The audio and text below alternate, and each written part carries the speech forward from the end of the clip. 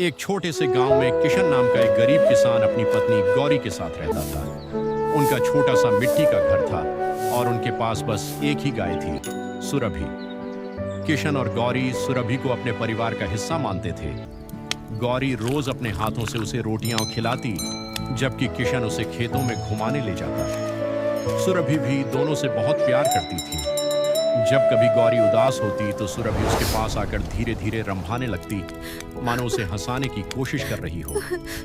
यह देखकर गौरी के चेहरे पर मुस्कान आ जाती। एक साल गांव में भयंकर बारिश हुई। लगातार कई दिनों तक पानी बरसता रहा। खेत बर्बाद हो गए और किशन के पास काम भी नहीं बचा। धीरे धीरे घर का सारा अनाज खत्म होने लगा।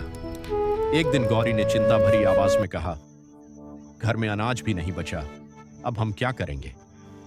किशन कुछ देर चुप रहा, फिर उदास होकर बोला, चाहे कुछ भी हो जाए, मैं सुरभि को कभी नहीं बेचूंगा। वह हमारे परिवार का हिस्सा है। अगले दिन किशन काम की तलाश में शहर चला गया। घर पर गौरी अकेली थी और सुरभि का ध्यान रख रही थी। रात होते होते तेज आंधी और बारिश शुरू हो गई। हवा इतनी तेज थी कि उनके मिट्टी के घर की छत टूटने लगी। गौरी डर कर एक कोने में खड़ी हो गई। तभी सुरभि जोर जोर से रंभाने लगी, माँ माँ। उसकी आवाज सुनकर पड़ोसी तुरंत दौड़ते हुए आए। उन्होंने जल्दी से गौरी को घर से बाहर निकाला।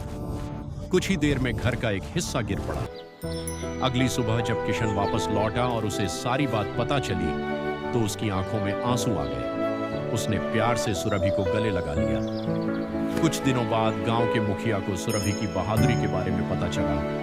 उन्होंने किशन को काम दिया और परिवार की मदद भी की। धीरे धीरे उनकी जिंदगी फिर से खुशियों से भर गई। उस दिन किशन और गौरी ने समझा, प्यार और अपनापन इंसान और जानवर के बीच सबसे बड़ा रिश्ता होता है।